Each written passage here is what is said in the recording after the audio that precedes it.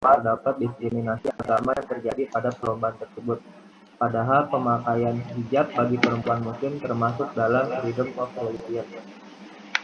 Sebelumnya, Nur pun telah mengikuti prosedur perlombaan dengan mengajukan perizinan yang dilakukan melalui pelatihnya, dan pihak OHSAA telah menerimanya.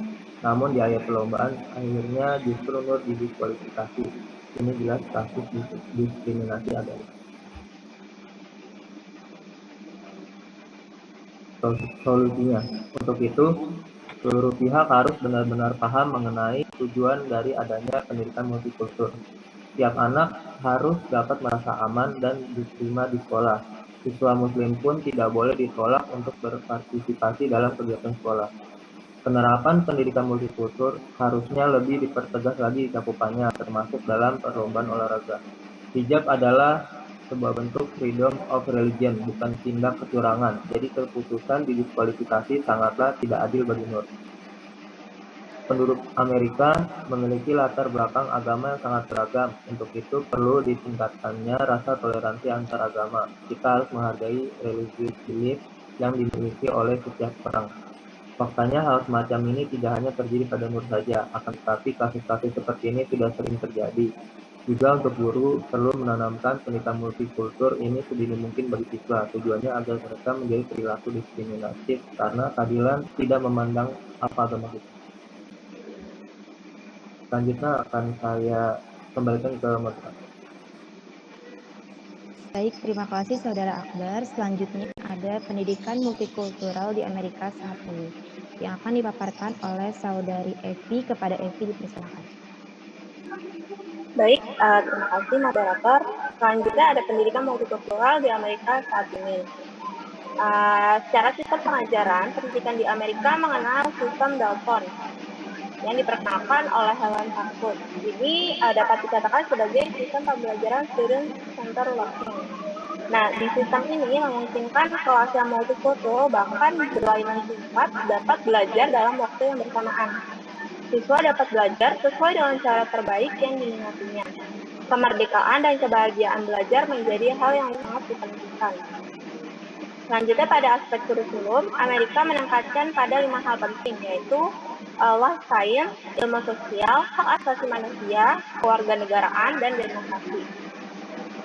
Prinsip yang dibangun oleh kurikulum ini adalah critical multikulturalism, yaitu ideologi multikultur yang mempromosikan keadilan sosial.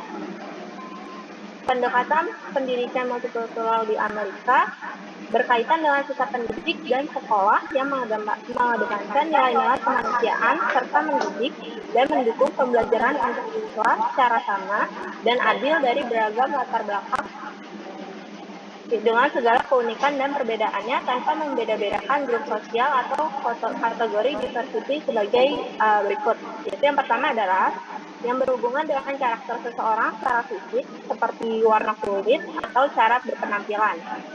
Yang kedua ada etnik yang sering dipersamakan dengan ras karena di dalam kelompok etnik tertentu terdapat unsur ras dan sebaliknya. Lalu yang ketiga ada kelas sosial, yaitu sebuah sistem yang membedakan struktur grup ditinjau dari sisi ekonomi, politik, budaya, dan sumber-sumber sosial lainnya.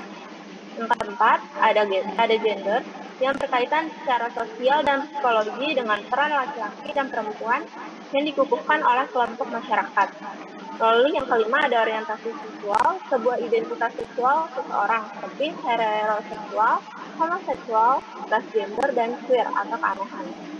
Yang keenam ada bahasa, yaitu alat untuk berkomunikasi agar saling berhubungan satu dengan yang lainnya.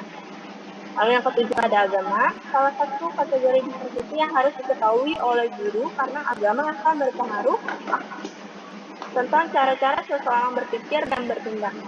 Lalu yang kedelapan ada umur yang berkaitan dengan aspek psikologi perkembangan seseorang anak.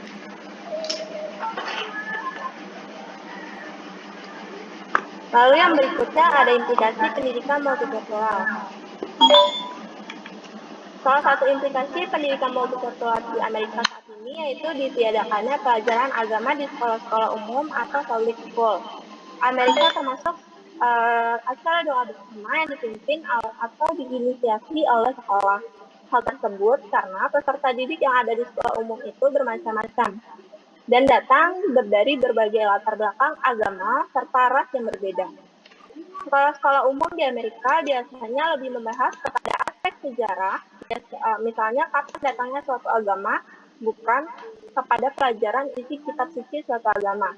Meskipun begitu, peserta didik tetap diperbolehkan untuk mempraktikkan atau menjalankan agama secara privat atau pribadi dan mengikuti klub keagamaan yang biasanya dilaksanakan di luar jam sekolah dan di luar kurikulum sekolah. Selain hal tersebut, peserta didik juga diperkenankan untuk memakai religious clothing atau perhiasan yang melambangkan simbol-simbol keagamaan tertentu. Hal ini karena religious clothing termasuk freedom of religion. Contoh religious clothing antara lain berhijab, libur atau izin di hari raya keagamaannya meskipun hari keagamaannya itu tidak termasuk dalam federal holiday di Amerika. Sekian, saya kembalikan kepada moderator. Terima kasih. Terima kasih Saudari Evi. Selanjutnya saya akan menyampaikan kesimpulan daripada hasil diskusi kelompok kami. Jadi multikulturalisme lahir dari kesadaran akan adanya ketidaksetaraan antar kelompok masyarakat dari berbagai kultur. Pendidikan multikultur dipilih menjadi jalan dalam membangun kritikal multikulturalisme masyarakat. Kebijakan pendidikan multikultur di Amerika merupakan bagian dari upaya asimilasi sosial terkhusus kaum imigran pada arus sosial utama. Situasi dan praktik pendidikan multikultural di Amerika sangat penting untuk dapat diaplikasikan di Indonesia agar para guru yang masih terikat dengan cara-cara hierarkis dan otoriter serta tidak menghargai keunikan siswa yang beragam dapat belajar untuk lebih demokratis. Namun demikian, pendidikan multikultur di Amerika Serikat sangat terkait dengan isu diversity, sehingga kemungkinan penerapannya di Indonesia menjadi sebuah tantangan. Kenyataan bahwa warisan rezim Soeharto mengenai larangan mendiskusikan SARA masih berlanjut hingga kini. Namun demikian, pemahaman keberagaman dan perbedaan siswa dalam hubungannya dengan kelompok-kelompok lain sangat diperlukan dalam konteks pendidikan multikultural, terutama untuk mengurangi diskriminasi. Baik, sekian presentasi dari kelompok 1. Dipersilakan kepada teman-teman apabila ada yang ingin bertanya, boleh menyalakan mikrofon.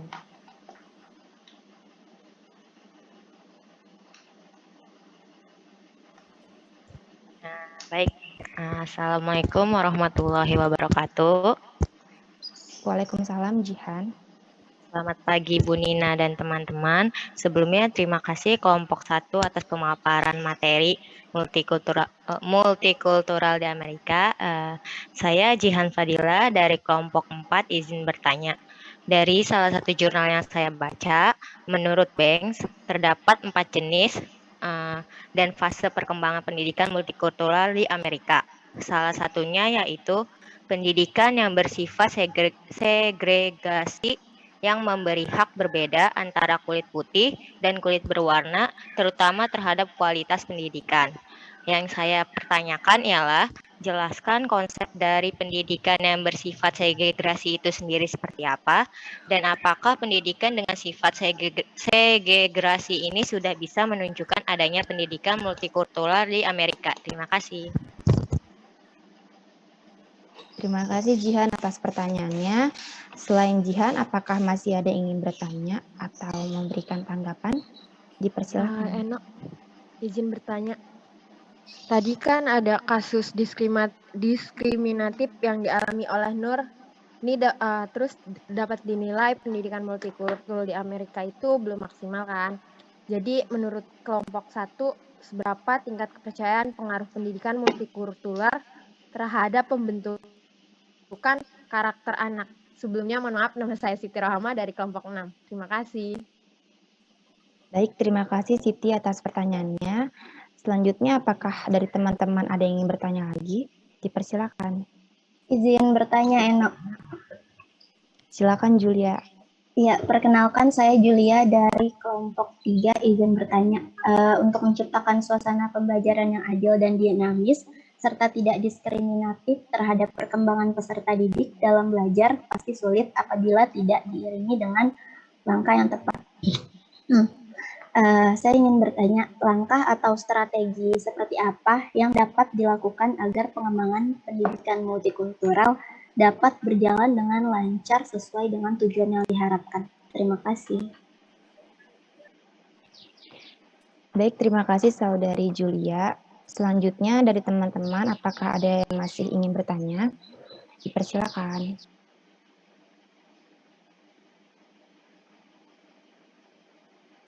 Baik, Eno. Selamat pagi Bu Nina dan teman-teman. Nama saya Muhammad Amar Sidik dari kelompok 3.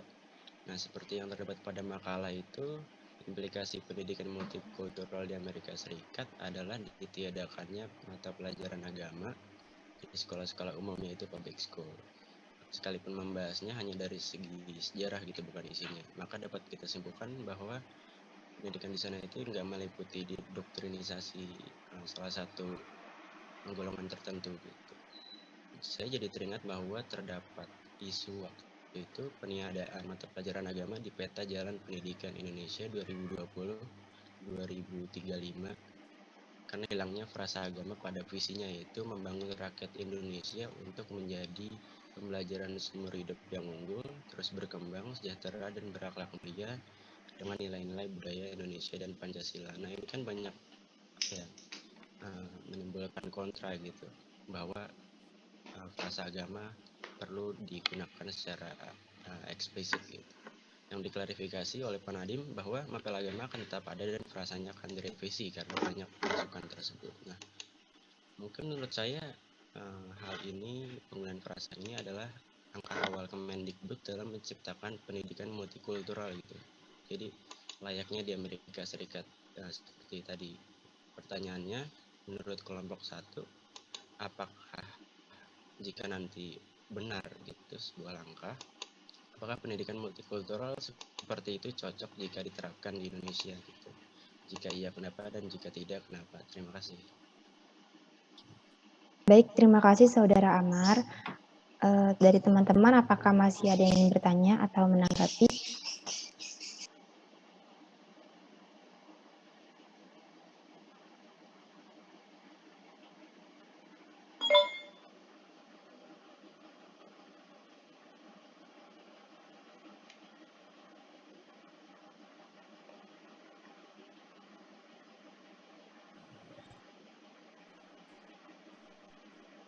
Sepertinya belum ada lagi. Kalau begitu dijawab dulu 4 pertanyaan ini. Silahkan kelompok 1.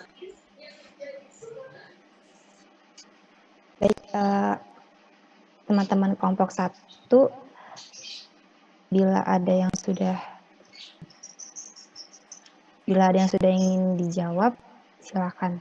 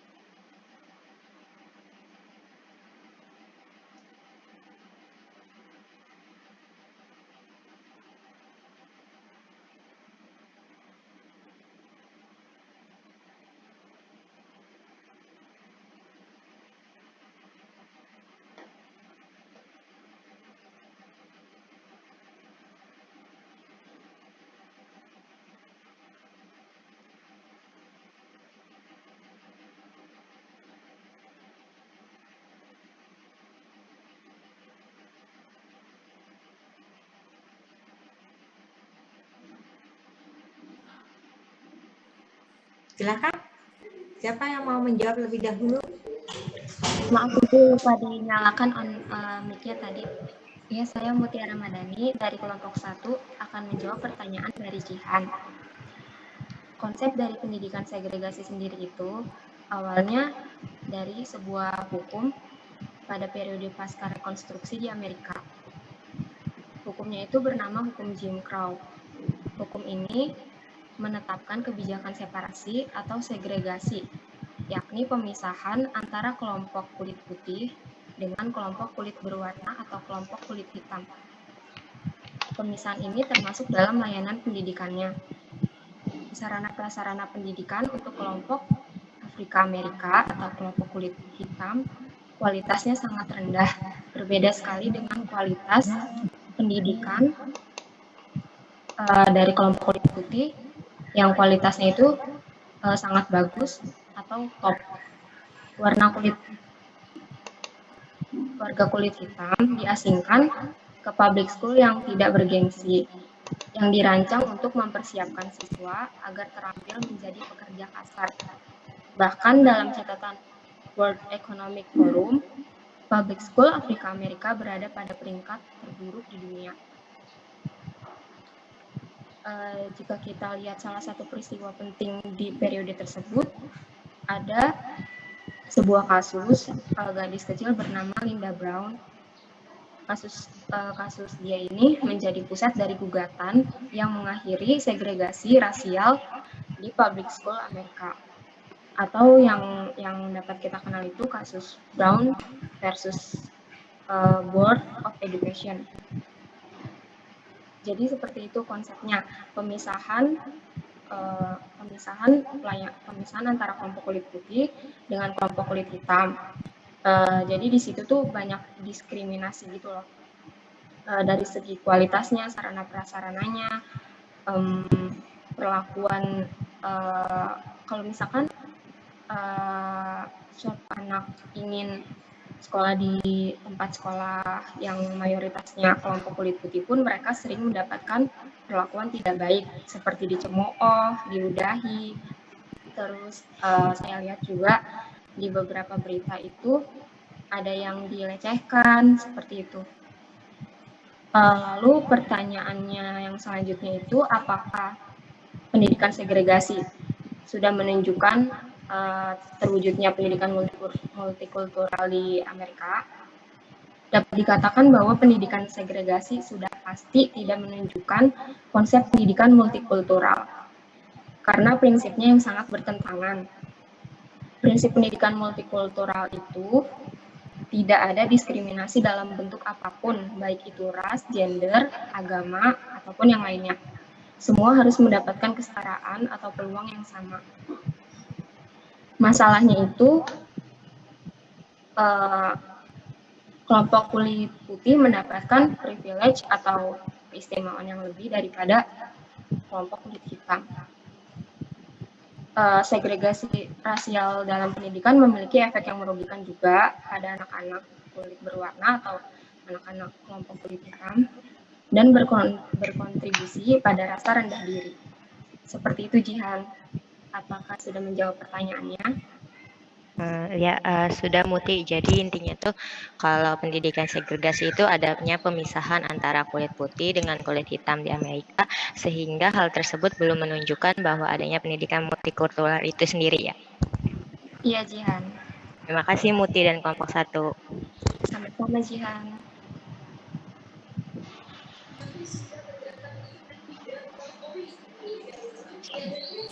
Terima kasih Muti. Untuk teman-teman kelompok 1 yang menjawab, dipersilakan. Ya mungkin Ibu menambahkan sedikit yang tadi disampaikan ya. Mutiara tadi udah menjelaskan segregasi itu adalah kebijakan dari pemerintah atau negara Amerika yang merupakan ekspresi pembedaan terhadap keadaan sosial di masyarakat. Nah, kalau di sana kebijakan pendidikan multikultural di mana terjadinya pemisahan pemukiman yang berbeda. Jadi misalkan pemukiman yang di dalamnya mayoritas adalah kelompok kulit putih, dan kemudian ada pemukiman orang-orang dengan kulit berwarna, misalnya di sana terkenal dengan misalkan ada yang namanya Chinatown, kemudian ada perkampungan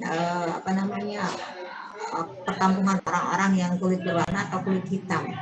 Jadi di sana mereka memang ada pemukiman khusus yang tidak bercampur antara ras yang satu dengan ras yang lain. Itu adalah bagian dari kebijakan Amerika Serikat, ya, di mana mereka tetap menghormati dari perbedaan-perbedaan masing-masing. Karena kebijakan pendidikan multikultural yang lainnya yang agak berbeda adalah diberikan sebuah program, ya, bercampurnya semua etnik dalam kelompok-kelompok yang di dalam pemukiman tadi boleh beragamnya orang-orang yang berasal dari etnik yang berbeda. Nah, kalau di sana enggak. Jadi makanya terkenal Chinatown gitu ya. Jadi perkampungan Cina. Jadi etnik Cina diberi kesempatan untuk tetap berada pada daerah tertentu yang memang di sana ada privasinya mereka dalam kelompoknya, boleh mereka menyelenggarakan ibadah, boleh menyelenggarakan hari-hari besar agamanya. Nah, itulah bentuk program segregasi ya yang dilakukan oleh pemerintah Amerika Serikat. Nah, memang sudut pandang yang berbeda, ada yang menentang, ada yang mengatakan itu sama aja tidak terjadi proses pendidikan multikultural gitu ya. Tetapi di sisi lain itu pendidikan multikultural artinya menghargai perbedaan, karena konsep dari pendidikan multikultural adalah penghargaan adanya perbedaan budaya, perbedaan etnik, perbedaan agama, perbedaan yang lain-lain, gender, dan tadi kan adanya orientasi seksual. Nah, pada sisi lain ya, pendidikan multikultural itu juga mengharapkan adanya toleransi yang terjadi pada masyarakat, ya, artinya menghargai perbedaan dari tadi perbedaan dengan latar belakang yang berbeda-beda tadi. Nah, makanya kemudian kita lihat dari sudut pandang mana, kalau memang mengatakan bahwa itu bentuk pendidikan multikultural yang bertentangan dengan pemikiran dasar tentang pendidikan multikultural. Tidak juga, karena memang konsep dari pendidikan multikultural yang satu adalah penghargaan terhadap budayanya sendiri. Jadi kita tidak akan menghilangkan budaya kita sendiri. Di dalam pendidikan multikultural itu tidak ada pemusnahan terhadap budaya asal, tidak ada. Yang kedua, yang ini penting adalah bagaimana kita menghargai perbedaan-perbedaan tadi.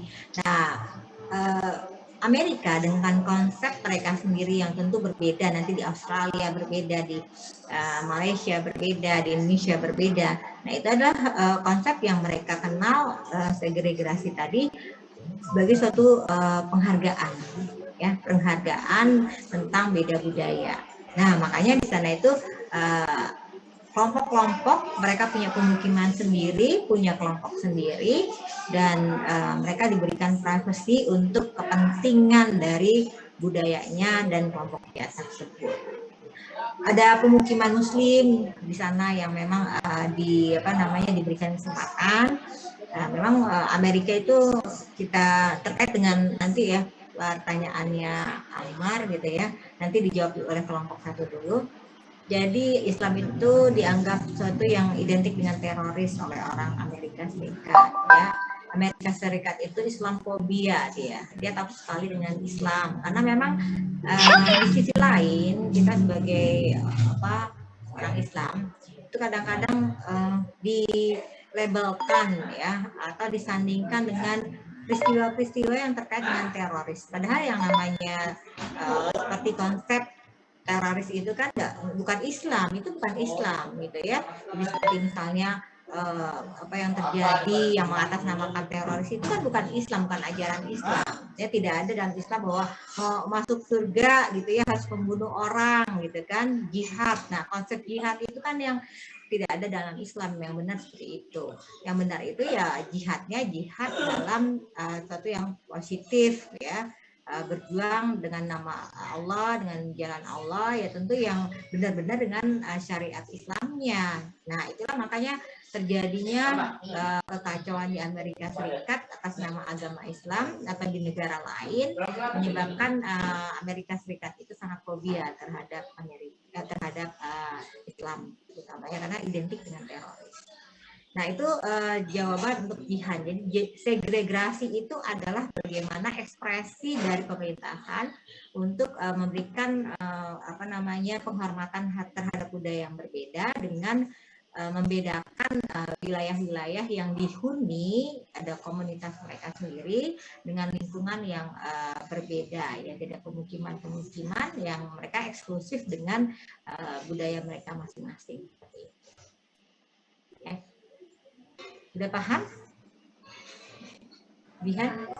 Paham, Dan Ibu. yang lainnya? Terima kasih banyak atas penjelasannya, Bu. Ya, baik. Sekarang lanjut ke pertanyaan yang berikutnya. Silakan kelompok 1.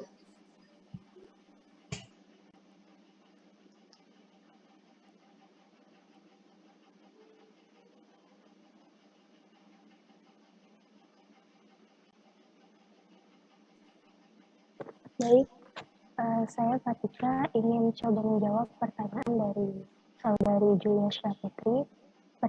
Pertanyaannya adalah bagaimana langkah atau strategi yang dapat dilakukan agar pengembangan pendidikan multikultural dapat berjalan dengan lancar sesuai dengan tujuan yang diharapkan.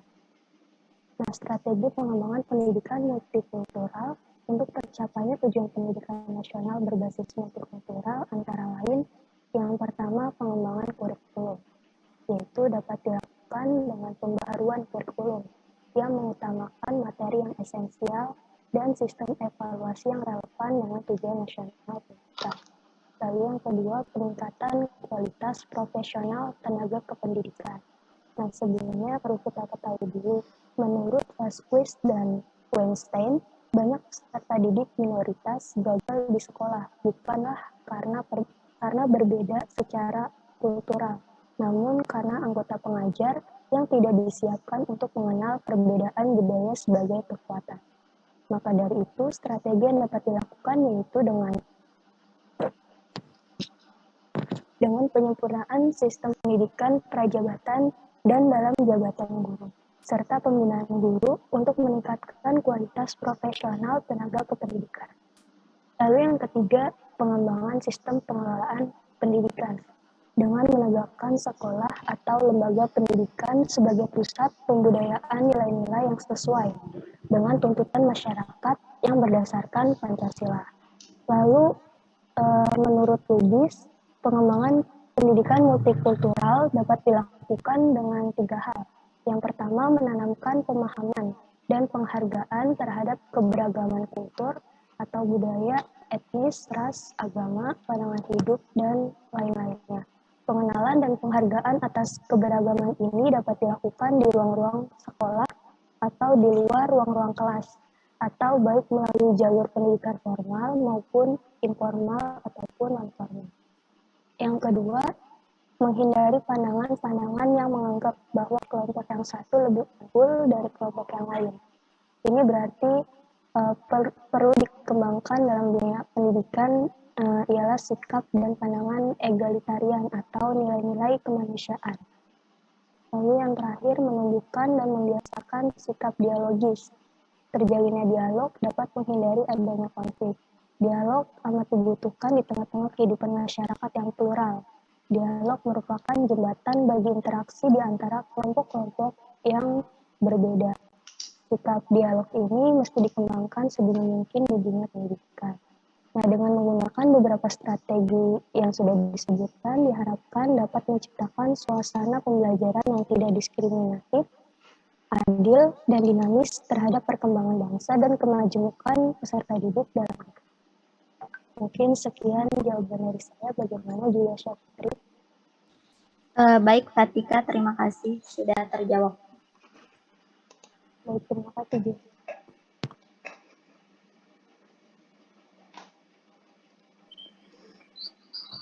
Terima kasih Saudari Fatika.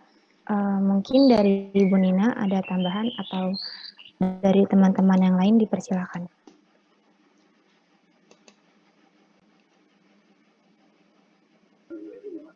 Sebelumnya boleh izin nambahin? Silakan Evi. Oke. Strategi sekolah dan mengembangkan pendidikan multikultural yang saya temukan itu bisa yang pertama, proses pendidikan di sekolah itu diusahakan menerapkan manajemen sekolah berbasis multikultural oleh pihak-pihak yang terkait dengan sekolah. Lalu yang kedua, mengembangkan suasana yang kondusif di sekolah ditandai dengan adanya saling menghormati menghargai antara berbagai pihak yang berbeda dari aspek multikulturalnya seperti aspek budaya, etnis, sosial, ekonomi, agama, bahasa, gender, dan usia. Lalu yang ketiga, mengembangkan kebijakan atau peraturan sekolah yang menghindarkan sifat diskriminatif terhadap salah satu kelompok multikultural atau lebih yang ada di sekolah. Yang keempat, sekolah dapat memenuhi kebutuhan semua unsur multikultural secara proporsional baik aspek budaya, sosial ekonomi, bahasa, gender, usia, etnis, dan sebagainya dalam pluralitas komunitas sekolah yang dimiliki. Yang kelima, mengembangkan komunikasi dan interaksi yang efektif antar warga sekolah. Ini yang bertujuan untuk menghindari munculnya penataan kelompok multikultural. Yang keenam, sekolah mengembangkan visi, misi, dan tujuan sekolah agar mendapat dukungan dari semua warga sekolah dengan memperhatikan aspek pluralitas. Yang ketujuh, sekolah perlu mengembangkan dukungan inovatif untuk mencegah, mengembangkan dan menindak agar pendidikan multikultural di sekolah berjalan secara harmonis dan dinamis. Yang kedelapan, penyamaan persepsi masyarakat. Orang tua, tokoh masyarakat, dan pemimpin formal perlu menyamakan persepsi tentang perlunya memberikan dukungan terhadap terlaksananya fungsi dan tercapainya tujuan pendidikan nasional. Lalu ada juga pengembangan sistem pendidikan tinggi, yaitu sistem pendidikan tinggi perlu dikembangkan dan melaksanakan di dalam perguruan tinggi sehingga dapat menjadi agen pembangunan masyarakat. Sekian, terima kasih. Semoga jawabannya.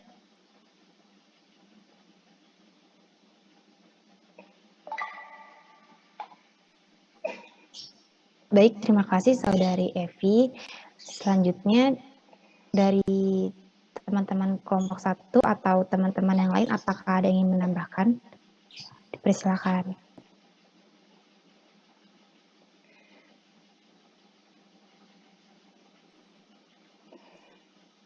Ya, tadi berkaitan dengan pertanyaan Julia, strategi pengembangan pendidikan multikultural. Kalau disampaikan oleh Evi tadi itu terkait dengan apa yang dilakukan di pemerintahan yang memang memberikan pendidikan multikultural di negaranya, termasuk di Amerika. Kebijakan pemerintah Amerika Serikat dalam hal ini adalah tadi yang pertama, mereka mengembangkan pendidikan multikultural yang dimasukkan dalam kurikulum. Ya, artinya kurikulum itu mewadahi atau memfasilitasi dari perbedaan suku, agama, ras, antar golongan, serta perbedaan gender dan perbedaan-perbedaan yang lain. Ya. Kemudian yang kedua, menyiapkan tenaga guru yang profesional dalam hal profesional untuk menghadapi perbedaan budaya. Kalau kita mengajar di Amerika Serikat, itu mereka terdiri dari sangat kelihatan ya perbedaan yang ada antara ras, suku, agama tadi yang terdapat di dalam kelas. Jadi murid-muridnya itu berasal dari banyak negara. Ya, jadi sangat multi etnik. Itu pun di sekolah biasa gitu ya, sekolah negeri atau yang dikatakan di sana sekolah-sekolah yang memang oleh negara didirikan dan ada private school gitu ya yang memang dikhususkan untuk tujuan sekolah tertentu. Nah, murid-muridnya itu misalkan di SD, anak-anaknya di dalam kelas kan tidak bisa lebih dari 20 ya, umumnya sedikit gitu ya jumlahnya. Nah di sana itu ada yang dari Amerika Serikat sendiri, ada orang-orang kulit putih, ada orang kulit berwarna, orang-orang kulit hitam, ada yang dari Cina, karena banyak orang-orang yang menjadi warga negara Amerika Serikat yang mengikrarkan dirinya untuk menjadi warga negara Amerika Serikat, dan itu berasal dari berbagai etnik, berbagai negara. Jadi mereka dengan mudah di sana memang kan dengan asas ius soli ya, barang siapa yang lahir di negara Amerika Serikat diberikan hak untuk mendapatkan kewarganegaraan Amerika Serikat. Maka banyak misalkan orang-orang Indonesia, orang-orang Cina, orang-orang Jepang yang sekolah, kemudian ibu bapaknya tinggal di sana, kemudian melahirkan anak-anak yang di sana diberikan hak istimewa, hak kewarganegaraan, dan akhirnya mereka menjadi warga negara Amerika Serikat. Jadi orang Amerika Serikat itu yang aslinya pribuminya adalah orang-orang kulit berwarna kulit merah atau Indian. Nah, orang Indian itu adalah pribuminya, sementara orang Indian sekarang terpinggirkan karena memang kan dijajah dulu ya oleh orang kulit putih, ada orang Eropa. Nah, makanya kemudian mayoritas banyak yang berasal dari orang kulit putih dan itu mendominasi di sana. Nah, makanya pemerintahan, kebijakan pemerintahan itu lebih banyak untuk pro terhadap kepentingan orang kulit putih. Nah, orang kulit hitam itu adalah orang-orang yang berasal dari Afrika yang kemudian catatannya mereka adalah dulunya para budak yang dibawa dari Afrika. Dulu kan ada perang Boer ya, perang Boer itu perang di mana terjadinya peristiwa tertentu yang kemudian orang kulit hitam itu dibawa ke Amerika Serikat dan kemudian statusnya menjadi budak karena zaman dulu itu ada perbudakan. Kalau sekarang kan sudah tidak ada. Sejak adanya demokrasi, penghargaan terhadap HAM itu pemusnahan terhadap konsep budak ya, perbudakan. Walaupun mungkin dalam pengertian lain atau dalam kondisi tertentu sekarang masih ada penjualan orang ya, human trafficking gitu ya. Nah, itu beda dengan konsep perbudakan, beda sedikit gitu ya. Nah, kemudian akhirnya di Amerika Serikat itu para migran gitu ya, orang-orang yang datang ke Amerika Serikat bertambah sangat multikultural masyarakatnya. Dan akhirnya yang orang kulit berwarna yang merah tadi, orang-orang Indian terpinggirkan ya, dan mereka sekarang menjadi minoritas bahkan, dan hanya sedikit. Tetap seperti di Indonesia misalnya kalau di Jakarta itu ada orang Betawi, ada perkampungannya, ada pemukimannya yang memang diharapkan tetap ada gitu ya, karena tidak boleh termusnahkan ya dengan perkembangan masyarakat dan zaman.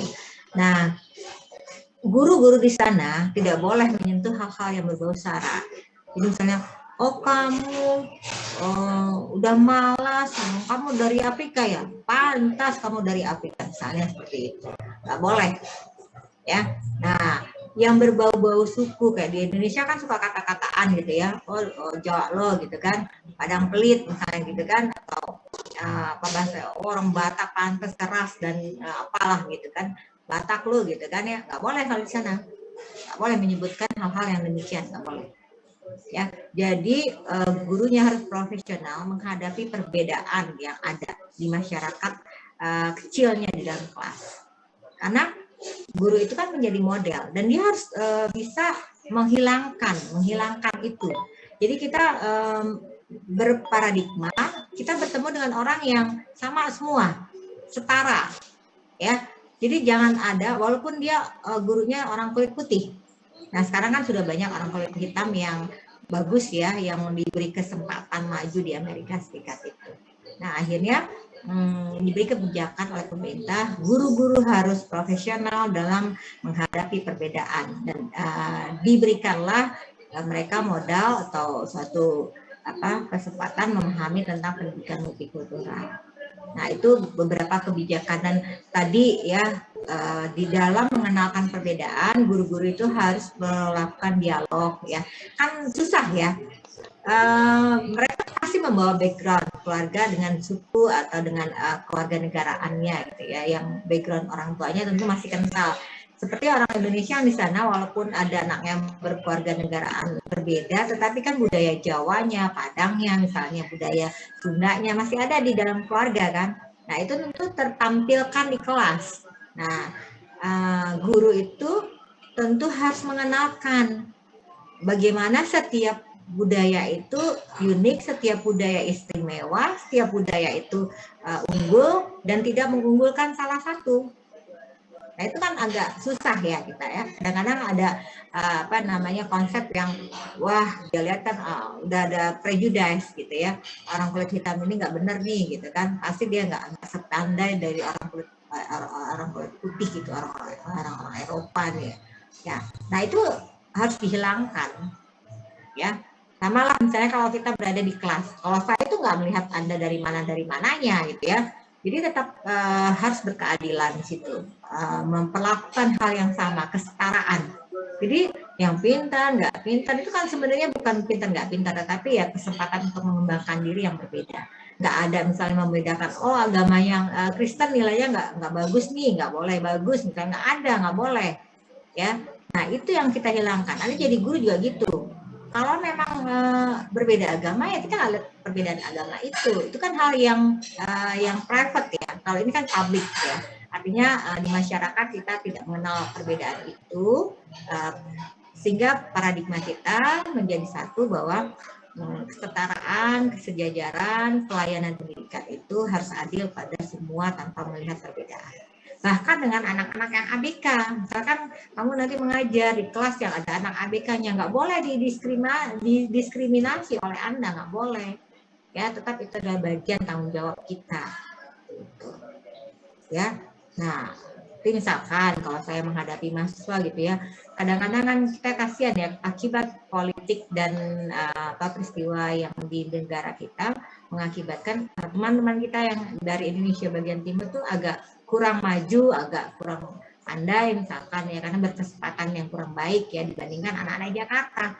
Ya saya tetap melayani dengan hal yang sama, nggak membedakan. Walaupun dengan sabar, luar biasa sabarnya. Kalau Anda dikasih tahu gitu, kalau dalam bimbingan skripsi, ini perbaiki, udah cepat tanggap gitu ya. Oh ngerti nih kata bunda gini. Nah kalau mereka balik lagi masih salah. Nah itu tadi kuncinya sabar. Ya, jadi tetap harus melayani dengan prinsip keadilan. Mereka harus maju sama dengan Anda. Jadi saya dulu dengan teman-teman dosen itu menghadapi amanah dari negara dengan program PPGT, program dari pemerintah Pemdanya, kita kebagian mendidik mahasiswa dari daerah asal dari SMA masing-masing itu dari Papua, yang Kalimantan ke belakang juga ada, gitu, dari Kalimantan ya, kemudian dari Indonesia bagian timur. Nah itu luar biasa. Ya kalau diceritakan bagaimana merubah budaya baru gitu ya, seperti di Papua dulu anak-anak yang dari sana mahasiswa itu di awalnya mereka punya budaya tadi kan, budaya yang mengenal di dirinya. Anak-anak muda itu makan sirih, jadi meludah sembarangan di lantai kampus kita. Jadi kalau kita lihat kan agak jijik gitu ya. Nah lama-lama kita didik bagaimana dia merubah pola itu. Ya, kalau mau meludah jangan sembarangan, walaupun budaya ya lama-lama sih menyiriknya itu di dalam proses perkuliahan nggak ada gitu ya. Ya silakan menyiri di waktu yang tertentu gitu. Nah, itu yang namanya proses pendidikan, berubah perilaku. Ya, belum lagi yang lainnya. Ya, kalau dulu kan terlambat mandi tuh, kalau di sana mungkin mandinya agak susah ya.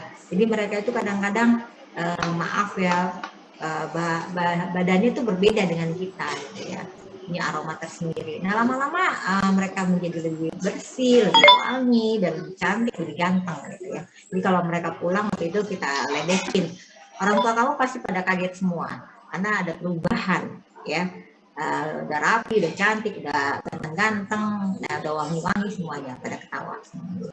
Nah itulah bentuk bagaimana kita memberikan satu pelayanan kesetaraan pada peserta didik tanpa membedakan. Nah di Amerika juga begitu ya. Jadi Anda pun nanti juga begitu mendapatkan anak-anak yang ABK, anak-anak yang berasal dari manapun dengan perbedaan yang ada, itu adalah sama ya, kesetaraan yang harus kita berikan pada mereka. Seperti itu. Ya, nah makanya membuka pola pikir mereka dengan dialog ya, bagaimana mereka mengenal budayanya, mengenal perbedaan budaya tadinya, ada penghargaan terhadap budayanya sendiri dan menghargai budaya orang lain. Nah di kita itu kan masih banyak ya yang a priori terhadap budaya tertentu, pastilah ada. Ya, misalnya orang Jawa takut misalnya orang tuanya nanti anaknya berjodoh dengan orang yang di luar Jawa misalnya. Nah, ada ketakutan, ada a priori gitu ya. Budaya lain itu tidak sama dengan budayanya dia. ya, berbeda dengan sesuatu yang memang sudah tertanam dalam diri orang tua atau individu yang itu sama, itu kan sebenarnya generasi yang tidak benar. Misalnya digeneralisasikan orang Betawi itu pemalas misalnya kan, nah orang Padang itu pelit misalnya, orang Batak itu keras misalnya, orang Madura juga keras misalnya, itu kan generalisasi. Nah kita kembali kepada sisi positifnya, setiap orang tentu berbeda-beda, nggak semua yang digambarkan itu sama ya, seperti yang dialami oleh setiap individu. Karena kita belajar bahwa individu itu juga terkait dengan latar belakang budaya yang dimunculkan dan proses pendidikan yang ada di keluarga. Nah, ya makanya demokratis ya. Saya di keluarga bukan pendidikan dari orang tua bagus, jadi kami itu Bhinneka Tunggal Ika, nggak ada Padang menikah sama Padang semua, nggak ada. Jadi kita beragam. Saya dapat kebetulan orang Padang suaminya, adik saya orang Jawa, adik saya yang dokter dapat orang Sunda istrinya, kemudian adik saya yang satunya dapat orang Betawi dan satunya lagi dapat Betawi. Kita berlima berbeda suku, jadi no problem, nggak ada masalah ya. Jadi itulah bentuk bagaimana pendidikan multikultural yang kita harapkan, tidak melihat perbedaan yang negatif ya, tetapi menjadi suatu warna yang lucu pokoknya kalau kita berkumpul dengan perbedaan itu. Ada hal yang positif di dalam ya. Nah itu gambaran tentang kebijakan. Gimana ya, saya mau mengajar lagi jam 8 di kelas MKU hari ini. Gimana Eno baiknya Pak Ayu?